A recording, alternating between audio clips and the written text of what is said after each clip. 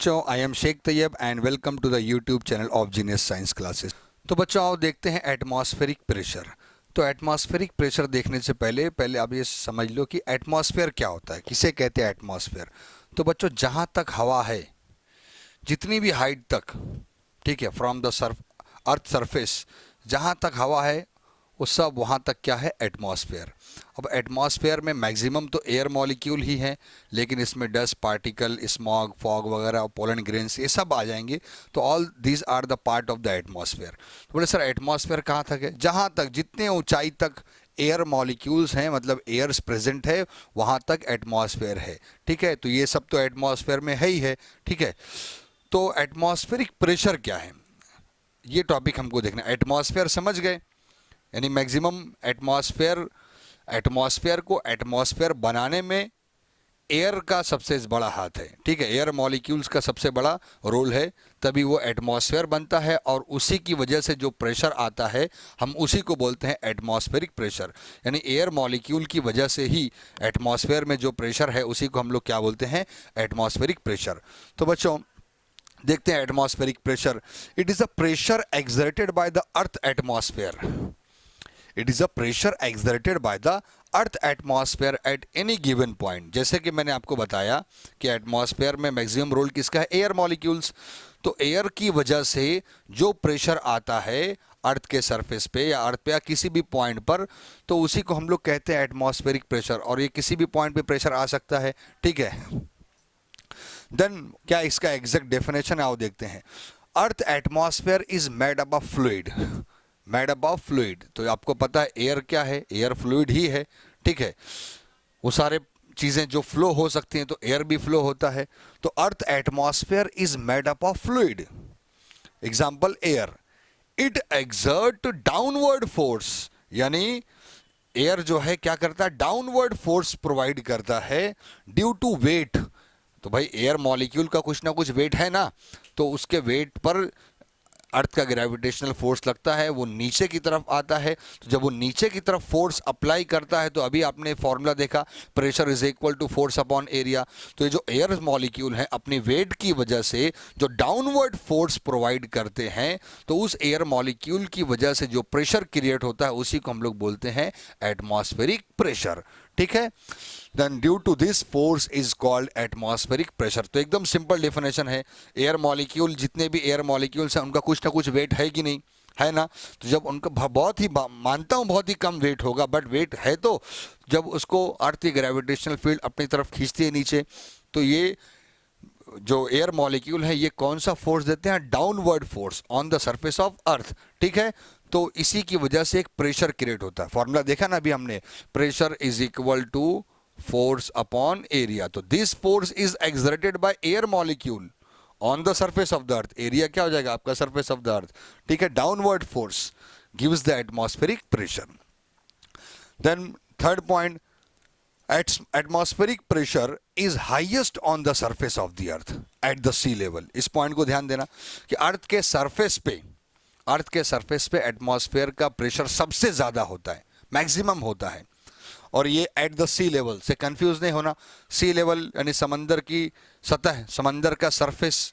ठीक है, तो ये वर्ड क्यों यूज किया एट सी लेवल, क्योंकि हमारा अर्थ का जो मैक्सिमम पार्ट है वो तो समंदर से ही, यानी सी से ही कवर्ड है। ठीक है, तो सी लेवल बोलने का मतलब ये है कि अब जैसे कि मान लो ये अर्थ है, तो कहीं पहाड़ भी है, तो कहीं समंदर भी है, कहीं सरफेस भी है। ठीक है, तो अगर मैंने बोला the atmospheric pressure is maximum on the earth surface, तो कोई 5 किलोमीटर ऊपर पहाड़ पे चला गया, ठीक है, हिल स्टेशन पे, और बोला सर यहाँ एटमॉस्फेरिक, तो वहाँ नहीं, सी लेवल यानी समंदर सी के लेवल पे जो अर्थ का सरफेस रहेगा वहाँ पर एटमॉस्फेरिक प्रेशर मैक्सिमम है।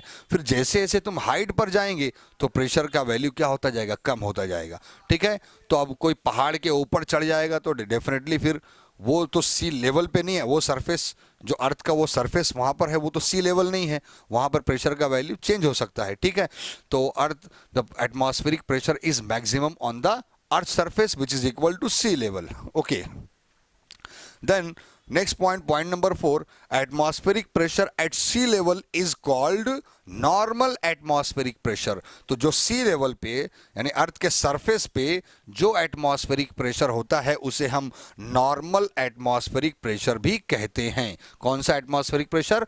नॉर्मल एटमॉस्फेरिक प्रेशर, क्योंकि एटमॉस्फेरिक प्रेशर सिर्फ अर्थ सरफेस पे सी लेवल पे सिर्फ नहीं है।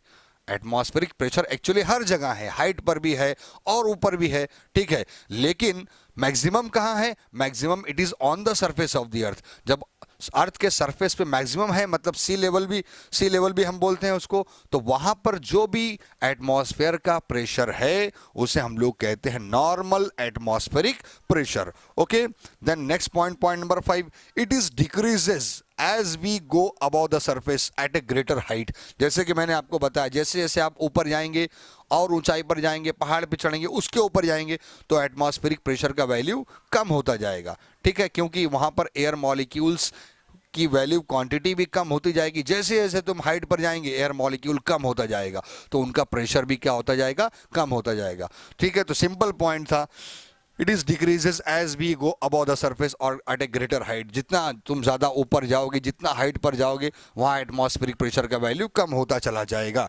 The next point, the density of air in the atmosphere decreases with increase in the height. तो जैसे जैसे तुम हाइट पर जाओगे, जितना ऊपर जाओगे, वहाँ पर पार्टिकल्स, एयर मॉलिक्यूल्स कम होते जाएंगे, नंबर्स में कम होते जाएंगे। इसका मतलब उनकी डेंसिटी भी क्या हो रही है? कम हो रही है। डेंसिटी का वैल्यू क्या है? मास पर यूनिट वॉल्यूम। तो यानी तुम जितना ऊपर जाओगे उतना एयर मॉलिक्यूल की क्वांटिटी कम होती चली जाएगी, ठीक है। तो उसका मतलब क्या हुआ? इसका मतलब हुआ उसकी डेंसिटी भी डिक्रीज होते चली जाएगी। Then the density of air become negligible beyond a height about 8 kilometre. और बोलता है अब तुम 8 किलोमीटर के भी ऊपर चले गए, ठीक है, यानी हाइट और ऊपर गए, डेंसिटी कम होती गई, कम होती गई, कम, यानी एयर मॉलिक्यूल नंबर में कम होते चले गए, कम होते चले गए। बोलता 8 किलोमीटर ऊपर तक आपको कुछ ना कुछ एयर मॉलिक्यूल, 8 किलोमीटर तक कुछ ना कुछ एयर मॉलिक्यूल मिलते रहेंगे। यानी अर्थ के सरफेस पे सबसे ज़्यादा एयर मॉलिक्यूल है, इसका मतलब यानी सबसे ज़्यादा हवा कहाँ पर है? अर्थ के सरफेस पे। तुम ऊपर जितना ऊपर जाओगे हवा कम होती जाएगी। तो बोलता 8 किलोमीटर तक कुछ ना कुछ एयर मॉलिक्यूल आपको मिल जाएंगे, उसके ऊपर फिर एयर मॉलिक्यूल नेग्लिजिबल, ना के बराबर। आपने स्ट्रक्चर ऑफ एटमॉस्फेयर भी जो है आपने पढ़ा था, 11 में आपको टॉपिक था, ठीक है। तो वहाँ पर भी आपको पता चला था कि जितना हम ऊपर जाएंगे, जितना ऊंचाई पर जाएंगे, एयर मॉलिक्यूल की क्वांटिटी कम होती जाएगी। यानी 8 किलोमीटर के ऊपर ऐसा नहीं कि बिल्कुल एकदम जीरो हो गया है, लेकिन नेग्लिजिबल, बहुत ही कम एयर मॉलिक्यूल है। इसका मतलब मैक्सिमम एयर मॉलिक्यूल अर्थ के सरफेस में है, ज़्यादा हवा हमारे सरफेस पे है, अर्थ के पास ही है, ठीक है।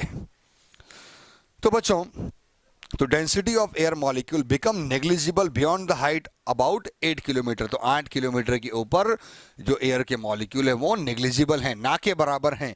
And last point, so that height of air column producing atmospheric pressure from the sea level can be taken as 8 kilometre.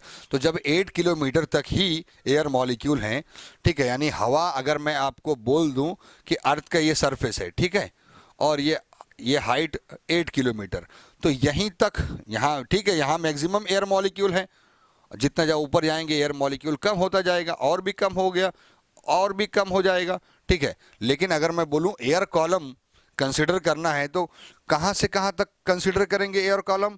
From the surface of the earth up to 8 kilometre, यही height तक का हम air column consider करेंगे, क्योंकि उसके ऊपर तो air molecule एकदम नेग्लिजिबल है, ठीक है। तो अगर हमको कहीं height of air column consider करना हो कि how much is the height of air column from the sea level and from the surface of the earth, तो it is up to at height of 8 kilometre. तो यही last point बोला है, so that height of air column producing atmospheric pressure from the sea level which can be taken as 8 kilometre. तो बच्चों, मेरे ख्याल से आप एटमॉस्फेरिक प्रेशर समझ गए होंगे। तो atmospheric pressure nothing but it is a pressure given by air, it is a pressure given by air molecule. वैसे एटमॉस्फेयर में हवा भी है, एयर मॉलिक्यूल्स भी हैं, डस्ट पार्टिकल भी है, पोलन ग्रेन भी है, वगैरह वगैरह बहुत सारी चीज़ें हैं, ठीक है। लेकिन मैक्सिमम क्या है? मैक्सिमम तो एयर मॉलिक्यूल है। तो पूरा प्रेशर किसकी वजह से हमको रिसीव होगा अर्थ के सरफेस पे? एयर की वजह से जो प्रेशर होगा इसी को हम लोग बोलते हैं एटमॉस्फेरिक प्रेशर। एटमॉस्फेरिक प्रेशर के अगर क्वेश्चन आपको एग्जाम में आए तो 2 मार्क्स के लिए क्वेश्चन आ सकता है, व्हाट इज एटमॉस्फेरिक प्रेशर। ठीक है, तो जितने पॉइंट अभी आपने देखा एटमॉस्फेरिक प्रेशर के लिए उतने पॉइंट बहुत हैं, इनफ हैं। उसमें से भी कुछ शॉर्ट करोगे तो भी चल जाएगा। ठीक है, तो एटमॉस्फेरिक प्रेशर की ओवरऑल अंडरस्टैंडिंग आपको आ चुकी है। लेकिन अब इसमें छोटा सा वैक्यूम के बारे में दिया है, डेफिनेशन ऑफ वैक्यूम। वैक्यूम क्या है आप जानते ही हो, वैक्यूम आपको पता है वैक्यूम क्या है, मालूम है ना वैक्यूम का है। तो जहां तक एटमॉस्फेयर है, जहां तक हवा है वहां तक एटमॉस्फेयर है।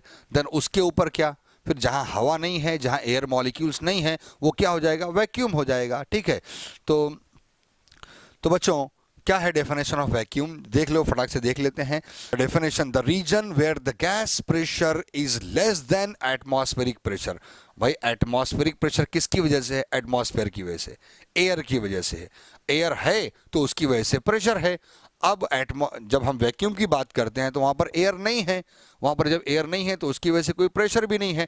तो वहां पर ओवरऑल हम कंसीडर करते हैं कि अगर गैस कोई छोटी मोटी यहाँ वहाँ गैस के कुछ पार्टिकल्स हैं, उनकी वजह से जो भी अगर प्रेशर होगा तो वो हमारे एटमॉस्फेरिक प्रेशर के कंपेरिजन में नेग्लिजिबल है, बहुत ही कम है, लेस है। दैट्स वाई उस रीजन को फिर हम क्या बोलेंगे? वैक्यूम बोलेंगे।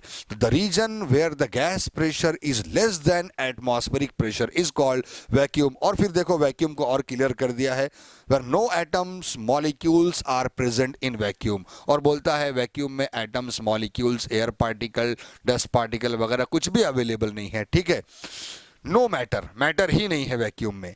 Then it is called perfect और एब्सोल्यूट वैक्यूम। यानी वैक्यूम की वो जगह, वैक्यूम में भी भाई हो सकता है एक बाउंड्री है, ठीक है, एटमॉस्फेयर और ये वैक्यूम का कहीं ना कहीं तो बाउंड्री होगा ना, तो उस बाउंड्री के करीब हो सकता है कुछ एयर पार्टिकल वगैरह कुछ आ गया। ठीक है, लेकिन हम यहाँ पे इसको वैक्यूम बोलना शुरू कर देंगे। तो यहाँ पर जो गैस प्रेशर है it is less than atmospheric pressure.